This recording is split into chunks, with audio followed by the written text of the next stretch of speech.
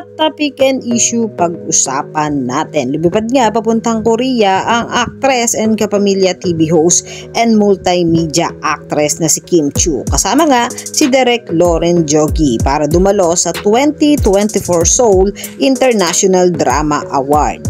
At inirampa ni Kim Chiu sa red carpet suot ang Francis Libiran creation. Habang naglalakad ang actress, lutang na lutang naman ang kagandahan nito. Nakasama naman ni Kim Chiu sa upuan ang aktor na si Win Metawin ng Thailand, Desmond Tan ng Singapore at si Siti Sileha from Malaysia. Naging masaya naman ang pagstay ni Kim Chiu sa Korea at ang excitement dito sa pagdalo ng 2024 Seoul International Drama Award. Masaya naman na tinanggap ni Kim Chiu ang award at naging emosyonal pa ito sa kanyang speech ng pasalamatan ang mga taong naging parte ng kanyang award, maging ang ABS-CBN, ang mga kasama nito sa ninlang si Direk Loren Jogi at iba pang mga kaibigan nito. Congratulations Kim Chiu! Yan ang mga hot topic and issue dito lamang sa Tambalang JK.